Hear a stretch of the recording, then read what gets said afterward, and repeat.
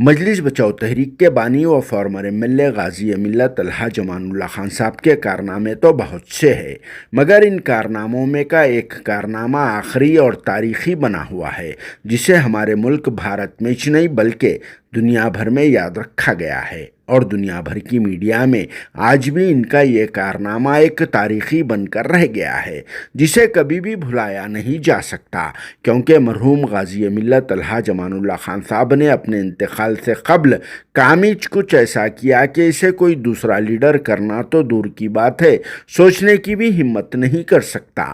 مگر غازی ملت نے اپنا انجام سوچے بغیر امریکہ جیسی سپر پاور کنٹری کے انڈین ایمبیسڈر بلیک ویل کے کانوائے کو روک دیا تھا اور ان کا گھیراؤ کرنے کی کوشش بھی کر رہے تھے، لیکن ہماری سٹی پولیس نے اسے ناکام بنا دیا۔ مگر پھر بھی غازی ملت نے سچ میں ایک غازی کی طرح اتنی ٹائٹ سیکیورٹی رہنے کے باوجود American ambassador to India Blackwill کے کانوائے کو روک کر نعرے بازی بھی کی تھی، کیونکہ اس وقت کے امریکن پریزیڈنٹ جارج بش کی کیبنٹ میں شامل اور وائٹ ہاؤس کے ایک ممبر جان فیئرویل نے رسول پاک صلی اللہ علیہ وسلم کی شان مبارک میں گستاخی کو انجام دیا تھا، جس پر غازی ملت الحاج امان اللہ خان صاحب نے ایک سچے عاشق رسول صلی اللہ علیہ وسلم کا ثبوت دیتے ہوئے مرحوم مولانا نصیر الدین صاحب کے ساتھ مل کر اس کارنامے کو انجام دیا تھا۔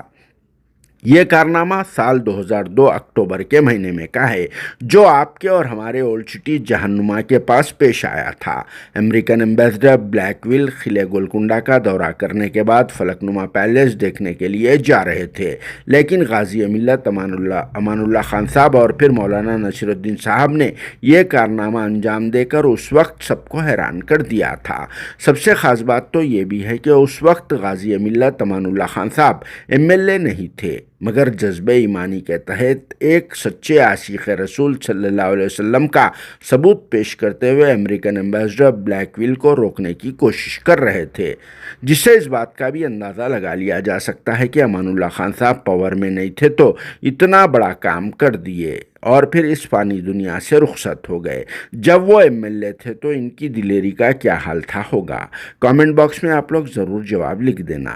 ویسے بھی 20-25 سال عمر والی نوجوان نسل غازی ملت امان اللہ خان صاحب کے کارناموں سے مکمل طور پر واقف نہیں ہے، اسی لیے ان تک یہ میسج پہنچانے کے لیے اس حیرت انگیز واقعے کو پیش کیا جا رہا ہے، اور پھر سوشل میڈیا پر بھی ان کے اس کارنامے کا ذکر نہیں ہے، اور ان کے ویسا جگر ہر کسی کے پاس نہیں ہوتا، اسی لیے ان کے جذبے کو سلام کیا جاتا ہے، اور ان دونوں عاشق رسول صلی اللہ علیہ وسلم امان اللہ خان صاحب اور مولانا نصیر الدین صاحب کی مغفرت کے لیے دعا بھی کی جاتی ہے۔